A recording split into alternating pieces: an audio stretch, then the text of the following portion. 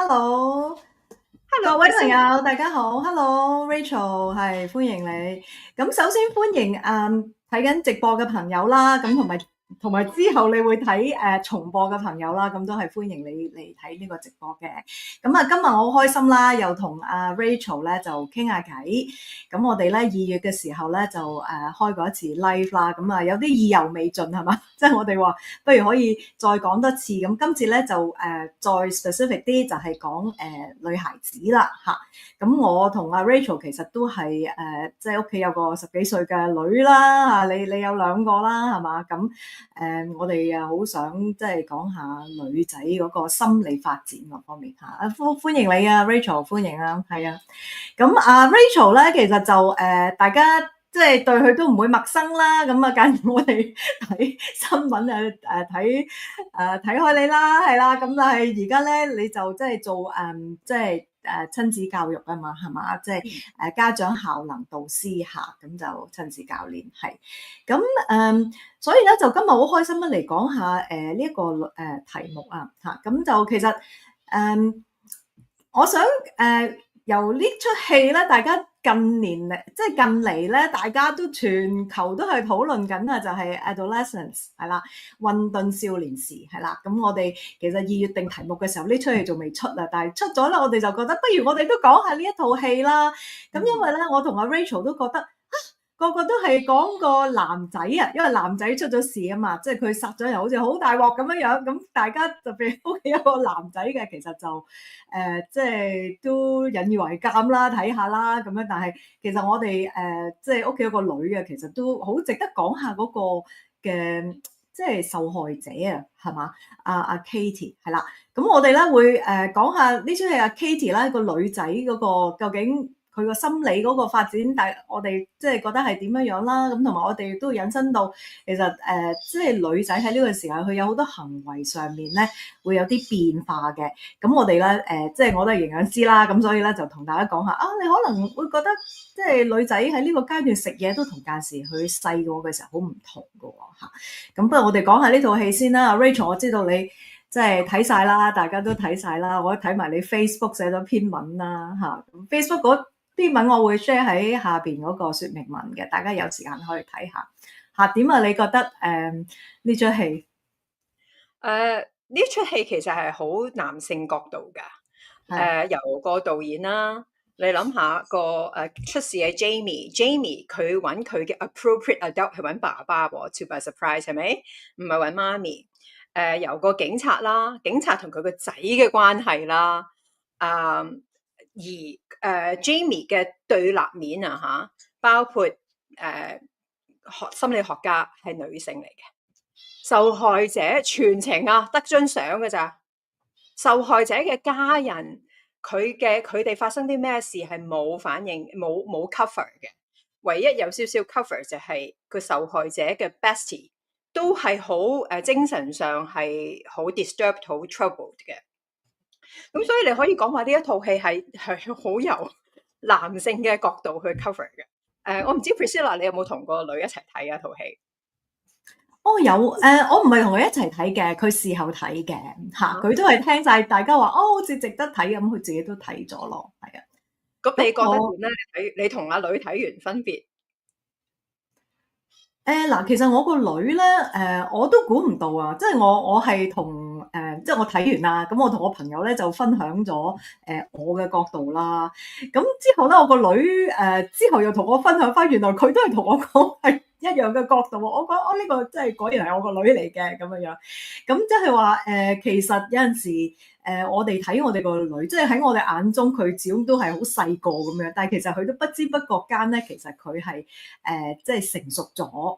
咁有陣時你會覺得佢唔識諗，但係其實咧佢係即係成熟中，咁就識諗咯，係啦。咁我唔係話我諗嘅嘢就一定係正確，一定係全面啦。但係我都好開心，佢都有佢個角度咯。咁其中一個角度就係佢都同我講一樣嘅，就係覺得其實同一個父母 OK，咁其實點解個姐姐又冇問題咧，又係咁好咧？咁點解係即係個仔就出咗事咧？咁咁另外又係嘅，其實探長嗰個仔咧，其實都係一樣係俾學校嗰度欺凌啦。咁點解同樣都係被欺凌嘅？咁又係一個仔即係一個就出咗事，一個咧就其實就都好正面啦，係咪？即係佢識得企翻起身啦，可以咁樣講下。咁即係我想講嘅角度咧，就係我自己睇嘅感受咧，就係有陣時即係家長咧會有好多嘅自責嘅，好多時候都會話即係我係咪有啲咩做得唔好啊？其實我有啲咩係咪可以做得好啲啊？咁我自己睇完咧，另外一個角度，我就覺得其實呢對父母咧已經係盡晒佢哋可以即係嘅能力咧，係做得好。佢冇即係打個仔啦，冇話咩 abuse 個仔啦，媽媽又係好。即係賢良淑德㗎啦，咁其實都係盡量做好父母嘅責任，但係到最尾都係出咗事。咁究竟咁關鍵係邊咯？係咯，嗯，我諗你講嗰種無奈啦，嗰種無力感係最 powerful 啊！亦都因為咁樣，呢一種無力感係好大感染性，所以全球都睇就係、喂，大佬，我已經盡做㗎咯喎。即係佢最拉尾第4集咧，就兩夫婦喺度，即係都互相認同、互相肯定，係咪？喂，我哋都已經係 the best parent as can be 啦，係咪？咁其實仲做啲咩咧？We didn't do anything wrong，所以佢哋又拒絕要搬屋啊，即係有好多其實係 resentful，點解會發生喺我身上？但係呢？即係我唔喺度講呢，我哋主要講女仔啊。我嘗試喺個 Facebook 嗰篇文度都拆解，其實咁究竟發生咩事咧？點解會錯咧？係嘛？我已經盡做啦，我已經 learn from 我上一輩對我唔啱嘅嘢，係嘛？我都立心做個好人，我抹走我嘅童年創傷，俾最好嘅俾我嘅小朋友。然而竟然養出個即係怪胎出嚟，係咪？即係佢有咁扭曲嘅思想，咁扭曲嘅價值觀，而我係完全唔知，我係原來同我係平行時空嘅咁。咁我嘗試喺 Facebook 度講啦，但係即係我自己同個女咧，我覺得係由男仔嘅角度睇咧，同個女仔嘅角度睇咧係幾唔同㗎。雖然咧，得到嘅結論咧，其實兩性都可以應用到嘅。我同我個細，因為我細嗰個12歲啦。我大嗰個係相對真係比較成熟嘅，我細嗰個一路睇咧，哇！佢真係好緊張，入晒氣咁樣，咁佢就猛咁就不能相信一樣嘢就係咁 innocent、咁 harmless、咁可愛嘅一個男孩子，點解原來真係佢㗎？即係佢好似彷彿去到第4集咧，Jamie 真係話我改變我嘅認罪啦。佢先至相信，佢都仲好似一路有希望，真係相信 Jamie 嗰條片咧係假嘅。呢個世代咧，你真係唔可以信你睇到嘅嘢咁。咁我睇到，哇！原來我個女真係幾 simple and naive 嘅喎，即係佢真係，即係佢每個人嘅 take away 有少少唔同啊。對於我個細女嚟講咧，佢好大，即係我就當然就借啲意又喺度講多幾句啦，就係喂，其實壞人真係唔會作住喺額頭度㗎，係咪？我是一個壞人，我是一個強姦犯，唔會㗎。即係喺當今世代，我諗喺佢哋，即係我哋呢個咁嘅成長環境咧，仍然係相對安全啦。所有嘢係即係大家小朋友之間冇咁多呢啲話擺到明係一個惡魔咁冇咯。但係其實惡魔就係喺身邊啊！即係我覺得對於女孩子嚟講，其實對男孩子都係嘅，因為 sextortion 係一個好大嘅題目嚟㗎，係咪？即係尤其是男孩子，原來係 sextortion 嘅好大量嘅受害者添。咁所以雖然套戲係由男性嘅角度去拍，對於即係阿女嚟講啦，我個細女啦，佢睇到佢就好震驚，佢覺得哇，乜原來一啲咁睇落咁天真無邪嘅人，原來佢可以殺人㗎。咁但係同樣啊，即係你如果你再即係，於是我就一路再同佢 search 一齊 search 啦 sextortion 嘅 YouTube 嘅片啊等等咧，你會發現由好唔係講呢，有部分直情唔係即係所謂佢自尊心問題添，有啲係好 popular，即係校花校草 homecoming king and queen 嗰隻嘅青少年咧，都會墮入呢啲陷阱，就係你喺嗰個網絡世界，即係因為佢哋現實世界，哇，好美好啊！你明唔明啊？好 sunshine。譬如我個女，佢玩 cheer，佢玩跳舞，大家都係好陽光、好有活力啊，好正向、好健康。但係原來佢一跌咗入去部手機呢個平行時空入面啊，入面係最污糟、最邪惡，但係最 sugar coated 嘅嘢咧。我哋成日講嘢講都冇用，原來呢啲嘢真係會發生噶咯。係啊，我想即係講一下，即係嗰個天真無邪，即係個 innocence 嗰方面啦。咁我諗，因為其實呢一代嘅細路仔咧，即係你要保護佢嘅 innocence 咧，係非常之困難嘅。咁即係睇翻我哋嗰一代啦，我哋其實就冇咁多，即係冇 social media 啊嘛，亦都冇咁多嘢睇。而家就係我覺得最大嘅分別同即係呢一代同上一代嘅就係即係有咗個 social media。你講得啱，就係佢究竟睇啲乜嘢嘅咧？咁就算你屋企其實幾咁保護佢啊，但係如果佢係喺個房嗰度，佢都係睇一啲即係唔係咁 positive，即係對於佢嘅人生啊，對於咩即係唔係咁正面嘅咧，都係到最尾係會令到佢冇咗 innocence 咯。咁我覺得你個即係你個細女可能，即係我即係估啦，其實即係佢，即係我唔知佢其實點樣可以，你會點樣去保護佢嘅 innocence 啦？其實即係你會唔會 social media，你會唔會唔俾佢睇咁多啊？我諗呢一代都係我哋嘅父母嘅一個好大嘅難題，即係你唔俾佢用又唔得，因為個個 friend 都有用。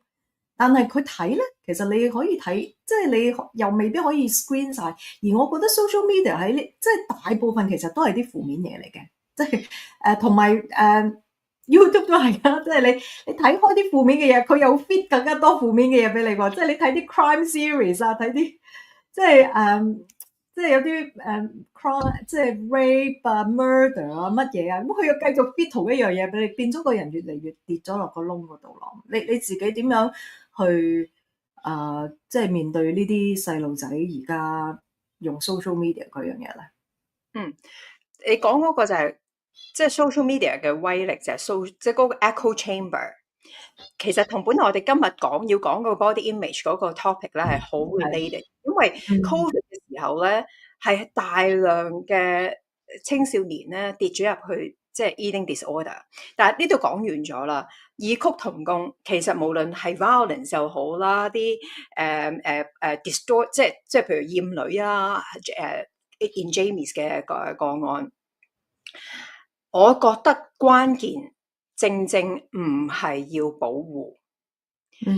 如果我哋成日諗住要保護，因為咧，我哋其實想培養嘅就係一個 well-informed 嘅青少年，佢係有自尊，佢會識得 self-control，佢要有自律，佢知道 social media 嘅威力同埋佢嘅毒害之處，so that 佢能夠 make 一個 best informed choice。喺我只可以分享自己一個個案啦，因為你問我，其實我個小朋友咧，我細女咧8歲已經有電話噶啦。就係因為佢自己嗰陣時喺香港啦，佢自己暑假嘅時候，我10點鐘放低佢，佢自己去3個唔同嘅點要行路去嘅，咁我係5點先接翻佢。我覺得咧，其實任何自律一定要有適當嘅自由，你要有自由，你先至培養到紀律。如果唔係嗰個係他律，即係好多人同我講，我想送小朋友去 boarding school，因為咧 boarding school 咧就有 curfew 嘅。10點鐘收電話，9點鐘收電話噶啦，佢就唔會再打機啦，又唔會再夜晚喺張床度碌手機。咁但係呢啲所有嘅問題咧，翻到屋企放完 boarding school 翻到屋企又會即刻 relapse， 不特止會加倍地 relapse， 因為佢已經冇人他律佢啦。更加放肆，所有人生嘅呢啲問題都係，所以重點並不在於保護小朋友。重點係在於我哋教育係難嘅，教育係最值錢，保護係最唔值錢嘅。即係我保護你，我保護得你幾多咧？因為好似Jamie 個爹哋媽咪咁，喂，我哋已經盡晒力啦，係咪？佢又話要電腦，咁俾部電腦俾佢，於是咧就跌咗入個黑洞啦咁。但係呢一樣嘢你係無可避免嘅，因為同我哋成長嘅世代唔同。我哋成長，大家一齊坐喺個飯客廳度睇電視，係咪？大家睇住同一個台，我睇到你睇緊啲咩資訊唔啱嘅，我會即刻話俾你聽，熄機等等，係咪？而家你係無從管制，就算你又加幾多個 app 好 OK， 你點知佢唔會用朋友部電話咧？學校即係我個小朋友，我個細女，佢係直情所有嘢都係喺部 laptop 度用嘅。咁好多即係好坊間好普遍做嘅嘢就係，我收手機或者我要中央插，即係借啲嘢啦，中央插電系統咁，或者我屋企咧會熄 WiFi 嘅。你用盡無數咁多嘅手段，有啲咩 app 可以 control，blah blah blah blah blah。In the end， 你 control 得幾多？你收 WiFi， 我識得有啲 case， 佢問鄰居買 WiFi。係啊，係啊，你有中央插電咩？一個星期之後先發現，原來一路插都係插個機殼，個機身係分離咗嘅。即係所有呢啲嘢咧，如果係你純粹一廂情願地去 control， 你只會得嚟。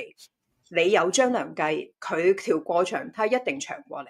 但我咁講就譬如我個女咧，佢係會直情話俾我聽，媽咪，你同我 set 個，因為佢成日話嗰啲 app 咧，如果有 control time 嗰啲咧，佢會 override，你可以不停撳咧 override 嘅。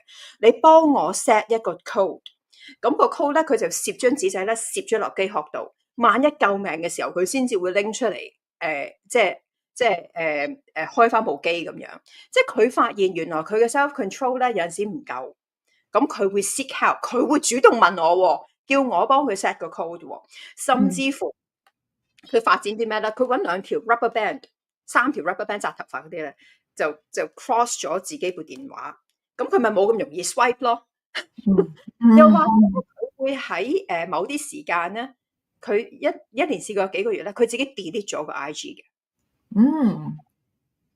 我覺得it takes too much of my time and it hasn't been 即係好唔 productive， 佢自己都覺得自己好嘔臭啊，咁於是佢就 cut 咗佢，即係佢會有佢自己，因為佢知道呢樣嘢，可能某啲時間係 OK 嘅，佢因為尤其是我個大女咧，佢已經開咗，佢啱啱開咗個 public account 添，咁我哋都一路有同佢講，即係你有 public account， 你會有啲唔知喺邊度4方8面出嚟嘅 message， 但係佢一定要開嘅，因為個 account 佢申請某一個 dance 嘅 scholarship 咧，就係要佢開個 public account。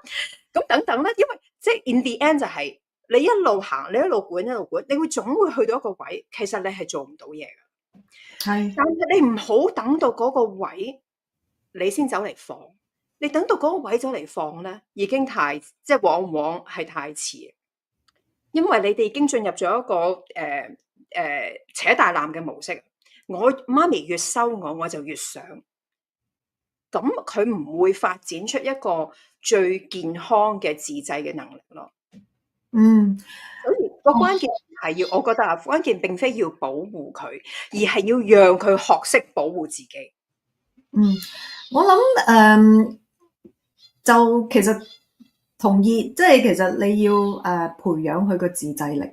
其實我諗最主要咧，嗰個 teenage 咧，其實大部分媽媽好似我咁樣，我嘅睇法咧就係你10歲之前咧，基本上咧佢係一個細路仔，即係你叫佢做乜嘢，其實佢都會聽話咁樣樣。但係突然之間咧，其實你會發現11歲、12歲，我哋叫 pre-teen 啦，呢度又未係 teen 啦，即係我哋咁11、12歲嚇，咁咧你就開始發現佢係變緊啦嚇。咁其實咧其實我自己就認為咧，11、12歲咧，其實係難頂過13、14歲嘅，因為咧11、12歲其實係一個好即係變化緊嘅時間啊。咁你講嘅嗰個自制力咧，其實好多父母都知道，即係其實，但係個問題咧就係10歲之前咧，你係同佢安排晒，佢又俾你控制，之後其實究竟係11、12歲、13、14歲之後咧，其實究竟嗰個轉折期，你點樣將嗰個慢慢放，適量咁樣放？咁我就會同意咧。其實講到最尾咧，你控制唔到得佢幾多。其實佢如果你淨係同佢決定晒啲嘢，就算佢好聽你話嘅，其實都唔係咁好嘅。即係佢冇話真係自己去過即係嗰個掙扎嘅過程係要俾佢去有咯。即係佢自己嘗試控制啊，自己可能知道係唔好啊咁樣樣咯。係啊，係啊。係啊，我哋正正就係嗱你講得好好噶，10歲啦，男孩子會遲少少嘅。咁10歲之前咧，父母係佢全宇宙最喜愛嘅人，佢好想討好你。媽咪講嘅嘢就係啱。佢10歲小朋友眼中嘅媽咪，可能都仲係全宇宙最有能力嘅人嚟嘅，係嘛？佢就係我終極嘅目標啦。佢開心，我開心。我正正就係要喺10歲之前，個小朋友已經開始發展一個好良好嘅自尊感。係佢係有別於阿媽㗎，佢係可以有自己嘅選擇，佢係可以講出佢自己嘅喜好啦。咁即係我哋做唔做，做幾多，接受幾多呢樣嘢咧，係大家一齊傾嘅。咁所以如果我10歲之前，佢喺好聽我話嘅時候，我就我正啦。所以好多家長11、12歲好頭痛啊，因為突然之間發現，喂，做乜個仔女變咗第二個人㗎？嗰陣時我叫佢 A 啊 A，B 啊 B 㗎啦，而家就駁嘴啊，瞄我啊，反我眼啊，跟住閂埋道門唔睬我啊，就話我老土啊，唔聽我支笛啊，就話我 you're so not cool。即係好多呢啲係好令人心痛嘅説話講晒出嚟。點樣唔可以有個好啲嘅 transition 咧？就係其實唔好話10歲，我覺得3、4歲一個小朋友佢開始3、4歲係第一次佢或trouble two 啦，典型嘅 trouble two 就係佢已經建立自己 self image 啦。你會唔會已經一路尊重其實佢係可以有自己個人選擇咧？佢係有自己嘅能力咧？譬如我記得我哋好似呢個講過啦，最簡單咩叫能力啊？即係我唔好為佢成日解決問題先啦。係嘛？喂，死啦！全世界話睇完嗰套戲之後，哇！原來 social media 咁大鑊嘅，哇！我一定搞掂佢啦！我即刻就同佢咧eliminate 晒、消滅晒所有障礙、威脅啊、危機啊、陷阱啊，我同佢消滅晒先。咁一個小朋友睇到自己能力咧，其實我哋要養嘅係一個解決問題嘅人。而唔係佢有好多問題要我哋父母同佢解決，所以又係即係 back to 嗰樣嘢啦。如果一個小朋友佢細個已經佢能夠睇到自己能力嘅，舉例好簡單，佢至少有做家務啦，佢為屋企有貢獻啦，佢識得自己收拾啊，佢能夠有少少自由去揀佢放學之後做啲咩嘢，跟住佢睇到自己嘅能力。即係等等呢啲全部係每日地去做，因為一講自尊，啲人覺得好 remote 啊！哇，講自尊，哇，我搞掂聽日考試先啦。暑假佢係咪日日掛住打機喺度碌 IG 先啦？你講啲咁 remote 嘅嘢，但係正就係每一日呢一啲，我哋是否讓孩子睇到，咦，佢嘅選擇係會被尊重嘅喎？即係佢嘅選擇同我哋係有衝突嘅話，大家係可以傾㗎，而唔係我哋一嚟就 Trump card，哇！我又加你 tariff， 又加你關稅，你再唔聽話咧，我加多啲關稅，加到你跪低為止，咁樣係嘛？即係呢個就係好典型㗎，係嘛？你只會即係反唔反抗成功係第二件事，啊！但你睇到對家佢嘅反應就係話，你咪同我鬥囉塔，我一定唔會跪低。係嘛？佢就會死同你碾過，呢一種狀態會一路喺11歲之後爆發出嚟。於是大家就會睇到，哇！佢青春期啊，佢又唔知咩荷蒙啊，佢又反叛啊，咁 no 唔一定㗎，絕對不一定的。我個大女就嚟14歲啦，我冇睇到佢嗰種好要反抗爹哋媽咪，即係佢有好多嘢係唔認同我噶嚇。佢眼中嘅阿媽係充滿不完美嘅，成日都話：哎呀，你講下叻啊咁。你就喺人哋面前吹啦，咁即係佢有佢自己嘅睇法，咁我 OK，即係我唔係同佢唔會要反叛我咯，即係至少唔係。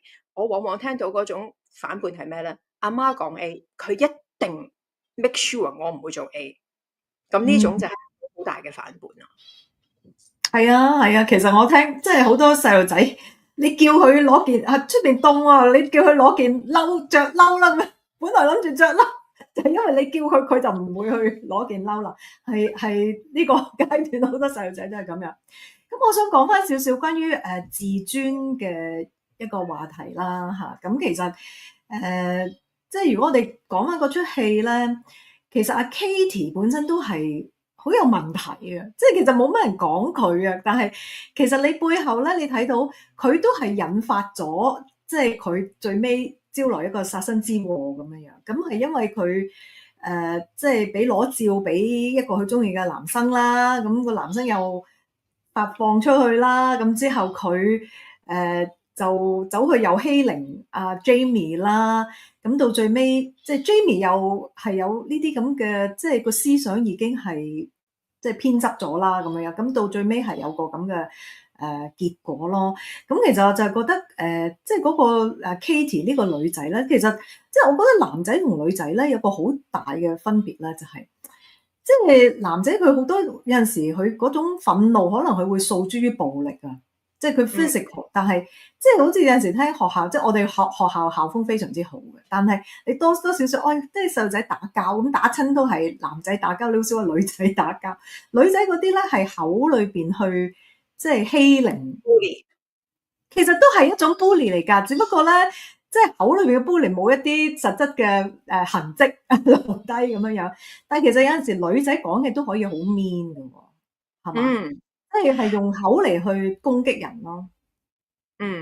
佢呢個就係即係 people who got hurt would hurt other 咯。但係即係嗰個點樣傷害人哋就用唔同嘅 format 啫，係嘛？咁調翻轉頭，我又覺得由男生嘅角度，其實我哋要教嘅就係，即係我哋要培養嘅就係自尊心，而並非玻璃心。即係 in a lot of sense 係嘛 ？Jamie 就係喂人哋講一句啫。係嘛？即係你睇 Jamie 係一個好大問題就係佢不能被拒絕。無論心理學家拒絕佢啦，阿爸佢踢波踢得唔好，阿爸 look away， 佢就已經覺得哇，你係咪否定我啊？咁係嘛？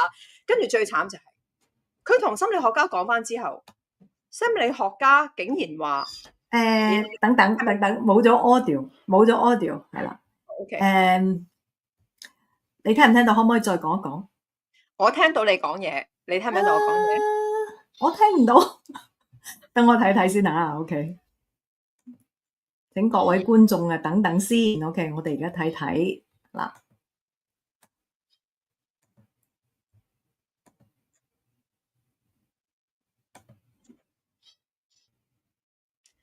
我睇下 live 聽唔聽到我把聲？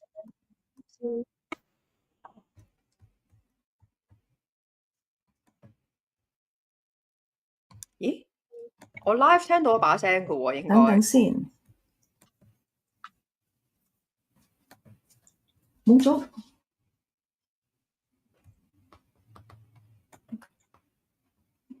呢個。觀眾兩邊都聽到，應該係 Priscilla 你嗰邊嘅。得未？聽唔聽到？我聽到你，你聽到我 ？OK， 但係我聽唔到你。OK， 等等先啊。OK，IT 部門，等下先。IT support 可唔可以救一救 Priscilla？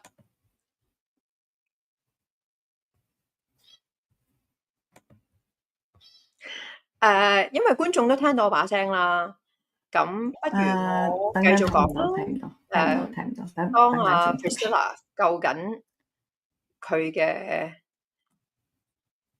技術問題。第四個時間捉單咩料？OK， 呢個第四個時間。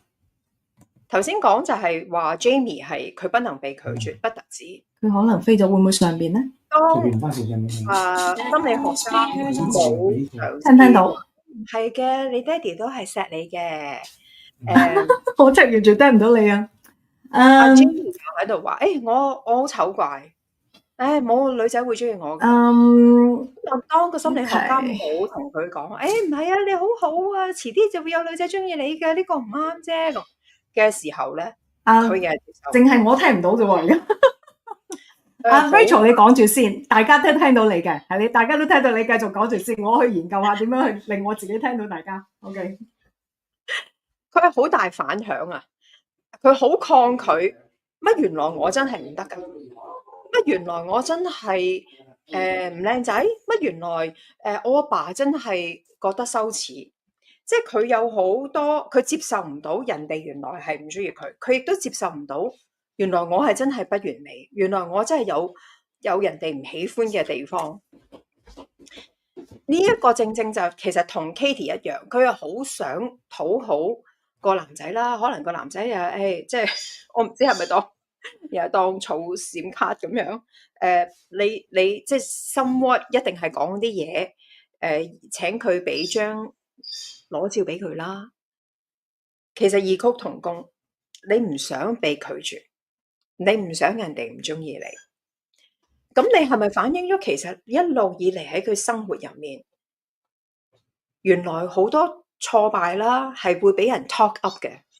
唔係嘅，冇事嘅。佢唔會拒絕你嘅，你咁好。唔係啊，你身材好好啊，係佢唔識貨啫。咁即係我哋好多時以為最大嘅錯誤就係你以為點樣培養一個小朋友 self-esteem 啊？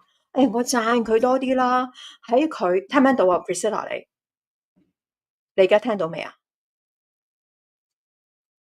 咦，應該都仲未聽到。我而家聽到你，但係我係要用我個電話去聽。不過我聽到你嘅，大家聽唔聽到我？你聽唔聽到我？聽到，你聽到就 OK 啦。OK，咁 sorry 我講。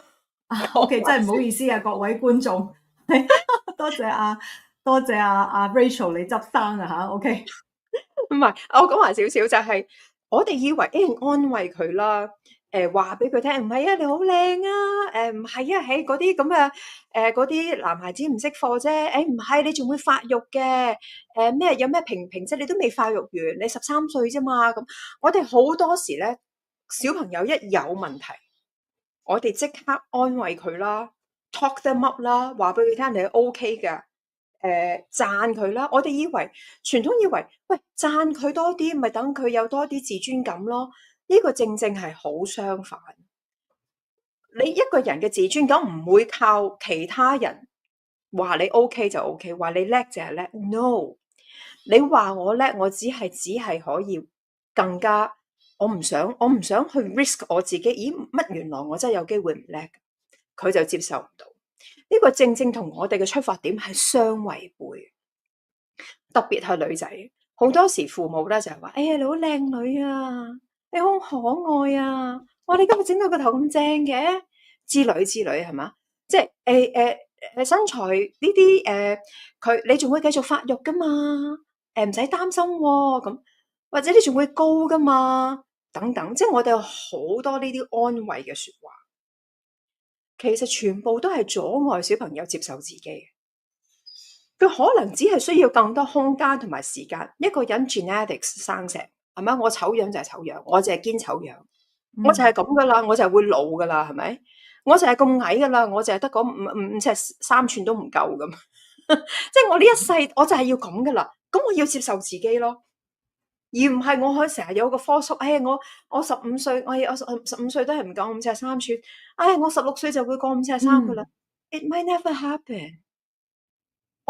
但係我哋從來都冇咁嘅空間，冇咁嘅時間，話讓小朋友感受到，喂，我哋父母，我哋好接受你。我聽到你覺得自己你好想做多啲，你講嚟聽下，點解你會咁樣諗嘅？點解你覺得高啲會好啲㗎？點解你覺得身材豐滿啲就係好啲咧？啲 friend 咁講，I see。咁你覺得係唔係嘅？你覺得身材豐滿啲會為你帶嚟啲咩嘢啊？你覺得要帶嚟呢啲嘢，除咗身材豐滿啲之外，有冇其他方法㗎？blah blah blah blah blah。其實你要好多空間可以同小朋友傾呢啲嘅話題嘅，而唔係一嘢就係話唔會嘅，OK 嘅，你16歲 OK 噶啦。You're such a beautiful girl。我哋太多時，尤其是女仔，真係太多時集中咗喺外邊。你咁靚唔使擔心，邊個話你唔靚啊？你係全宇宙最靚嘅女，邊個話俾我聽我個女唔靚出嚟？即係我哋以為咁樣就可以 talk them up。No， 我哋要即係聽嘅係有另外一個好大係佢正正就係去聆聽。係，我就想回應一下咧。咁其實你提到嘅即係對於少女嗰個外貌，佢哋係好即係 self-conscious 嘅呢個階段嚇，即係會非常之緊張自己嗰個樣啊。咁亦都咧係變咗係有好多時候會出現有一啲食嘢嘅改變啊。我其實今日咧就好想同你講下咧，即係其實進食失調啊嚇，咁係好多時候係少女嘅階段發生嘅。咁就即係我間時即係喺診所嗰度啦，都有啲見一啲青少，即係一啲少女啦。咁其實佢哋咧如果係有呢個即係進食失調啦，即係要見營養師啊咁樣，即係我哋係即係一 part of the team，OK，佢要見醫生嘅，佢唔係淨係見營養師嘅。如果淨係見營養師，我叫佢睇埋醫生嘅。咁但係咧，即係睇到啲父母咧，哇，真係好慘，好擔心。咁我就係其實覺得呢個階段少女好多時候咧係即係用食咧係嘗試 control 自己。即係其實我覺得係有好多係佢唔想佢父母，即係佢父母有陣時係好多嘅即係 control 啊，即係我唔能夠一概而論啦。但係咧有陣時嗰啲女仔咧會自己係我可以決定食與唔食嗰樣嘢，即係咁樣咯。即係我自己就覺得喺呢個階段咧其實女仔佢嗰個自我形象慢慢係建立嘅時候咧，咁其實即係要關注到佢哋即係會唔會影響佢哋，因為其實即係進食失調，譬如厭食症啊、暴食症啊，其實呢啲都已經係去到好嚴重嘅精神病。但係咧好多時候咧係好多青少年咧，即係未去到嗰個階段，但係都有好多話，我成日唔食嘢啦，因為我要減肥咁樣樣，或者我即係好肥咁樣樣，就即係成日覺得自己好差咁樣咯嚇。你有冇接觸過，或者你自己啲女女佢哋其實食嘢有冇嗰種克制啊？過量嘅克制啊？我自己嗰兩個就冇嘅，佢哋。但係我其實我都唔係一個好好嘅示範，因為我日日都係講減肥，咁日日都減唔到，咁日日都冇自制，跟住咧又冇食 dinner 啦，夜晚就成機就偷佢哋啲朱古力食啦。咁我係一個好即係自問我係一個唔好嘅榜樣，我喺呢方面都做唔到身教。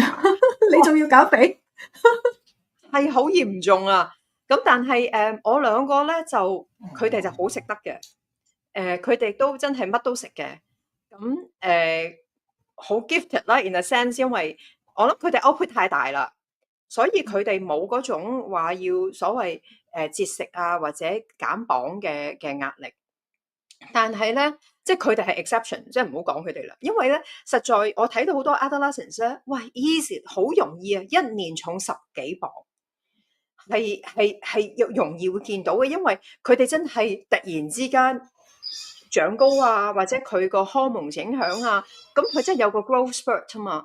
咁我又唔知道頭先你講話，咦，原來呢啲好多出現飲食失調嘅個案係同父母嘅控制有關嘅。你不如你又講下究竟係通常你見到嘅情況係啲咩？so that 大家能夠，因為我就睇到其實我唔係一個好好嘅榜樣啊！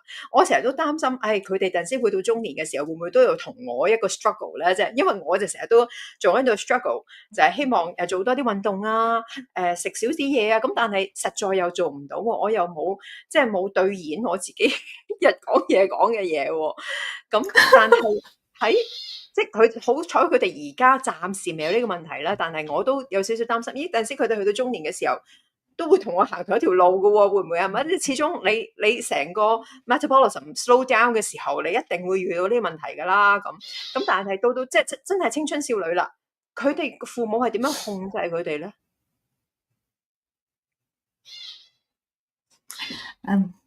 係咁。因為咧，嗱，首先進食失調咧，咁啊即係有唔少嘅 research 咧，都係話同嗰個媽媽本身同埋個女嗰個嘅關係咧，都係有好大嘅關係嘅。咁如果個媽媽咧，即係其實係比較即係控制多少少個即係女孩子嘅話咧，咁其實個女仔有陣時有一種反抗啦嚇，咁其實我唔係即係我唔係進食失調嘅專家 ，OK， 咁所以咧，但我睇嘅咧就其實同一個即係媽媽同個女嘅相處都有好大關係，咁同埋係一啲叫做即係 Type A 嘅 personality 啦，即係其實 achiever 啦，即係特別嗰啲女仔咧，如果係好即係由細到大啲嘢都做得好好嘅，即係好有成就嘅。其實佢食嘢亦都會有好大嘅，即係要控制得到嗰食嘢咁樣樣。但係我就其實即係我哋都唔係完美嘅父母啦。咁其實我哋食嘢固然唔完美，即係其實好多即係平時行為上面都未必，我哋唔係完美嘅人嚟噶嘛。咁但係到最尾其實我覺得係嗰個溝通，即係溝通同個細路仔咧係即係互相嘅學習咯、交流咯，係啊。我見到就係好多時咧，媽咪自己啊，或者我自己為例啦，我覺得好多時媽咪自己對自己好多批判啊。咁可能我啲小朋友成日對我聽，好肥啊！呢排又肥咗，因為即係佢哋已經會，即係佢哋又會學翻我講，哎呀，媽咪你又肥咗啦，你睇你呢條腰咁，即係有好多呢啲或者我哋對自己啦，甚至乎我哋唔對其他人，你係嗰個肥妹豬啊，喂，你嗰個肥肥地嗰個 friend 咧，即係呢啲咁嘅說話咧。真係會，尤其是男士嗰啲爸爸，你嗰個肥肥地嗰個 friend 咧，咁你就會唔覺意係嘛？日復日地，我哋對其他人嘅對其他人身體嘅評頭品足，小朋友都會看在眼內。即係我覺得，如果你要搞，尤其是佢 adolescence 嘅時候，無可避免進入一個突然之間好 dramatic 嘅 body image 嘅個 body 嘅改變，佢身體上佢對自己點樣睇，佢直情係外貌，佢嗰件衫已經突然之間要加大2個碼啦，等等，即係呢啲我哋要鋪路去避免呢啲，佢有好多 self doubts 啦，佢本嚟已經係好難㗎啦，係咪？佢唔係淨係個身體變化，佢成個心理上啊，面對朋友啊，即係所有呢啲變化係突然其來嘅，係within 1-2年已經要發生嘅事。我哋要鋪路，讓佢去更容易地去接受自己咧。本來喺佢冇事啦，頭嗰10幾年嘅時候，我哋已經盡量啊嚇，我自己覺得盡量唔好將嗰啲 focus。無論係小朋友又好，喺我哋眼中嘅其他人又好，唔好出自我哋把口，我哋自己對眼都要唔好睇人哋嘅表面咯。咁無論係衣着上啊，因為你見到好多少女，佢去到即係好笑，我睇過啲講法就係話，喂嗰啲DSE 5星星啊嗰啲咧，好多男仔就係即係完全或者 You are Waterloo 啊，好笑啊！你如果上佢哋social media 有好多 You are Waterloo 嗰啲人咧，就係嗰啲男仔咧翻到嚟好似叫大野人咁樣，就因為佢哋冇時，即係唔會再花時間去個外貌上面，反而咧嗰啲永遠就係講真，即係靚女你真係好少可見到啊！就算麥明詩都話啦，佢自己攞做狀元嘅時候，佢個樣都係不修邊幅噶嘛。即係你唔想一個小朋友佢花大量嘅精神力量啊！我見到有好多即係12、13歲化晒妝翻學㗎，係嘛？咁你又諗下佢要花幾多時間去做嗰啲嘢咧？係嘛？咁呢啲全部都係即係咪我哋想培養嘅一套價值觀咧？即係唔好話淨係佢衣着啦，係嘛？衣着又要點樣又要追逐品牌啊？咁呢啲就係佢能否覺得？咦，喂，我自己嘅價值唔係淨係在於個外表，唔係在於我化妝，唔係在於我件衫係咩牌子。咁但係呢啲係我哋頭嗰10年啊，日復日，我哋係點樣講人哋？我哋自己係咪又日日扮靚咧？花大量時間喺度整咧，或者我接受唔到自己老啦。我個女成日都提我媽咪 fine，即係你咁嘅年紀，你係咁嘅樣噶啦，你唔好再喺度諗。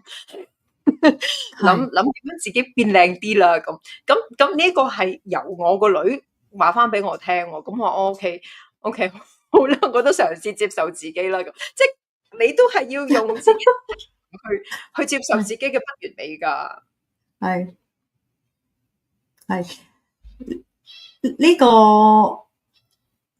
唔好意思，有少少 time lag 㗎，係不過咧，我想講咧就係話。我好定認同啊！其實咧，我哋要即係鼓勵翻小朋友咧，即係建立下啲內涵啊，係啦，就唔好話係唔好俾話就係擺晒所有嘅喺外表嗰度，因為咧即係冇人個樣會完美啦嚇，咁你變咗咧，佢就成日會批判自己，因為我亦都會見好多細路仔佢會好困擾自己點解唔高啊。好困擾自己點解會好似肥咗啊？咁其實佢個一啲都唔肥啊咁樣樣。咁但係我哋咧就要俾佢知道嗰個外表以外啦，即係你嗰個內涵啦，你嗰個即係價值咧，唔係嚟自個樣咯。其實有陣時自己都好容易會掉入嗰個陷阱嘅，即係父母即係你咁樣著會肥喎，係睇落嚟好肥啊咁樣。咁其實即係父母都唔係。另外我覺得有一樣好重要嘅嘢，唔好用佢個外形嚟俾個稱號俾佢，即係唔好叫佢肥妹，唔好話嗰個矮地嗰個矮妹咁樣樣。咁其實咧都好影響嗰個細路仔嘅自尊心咯。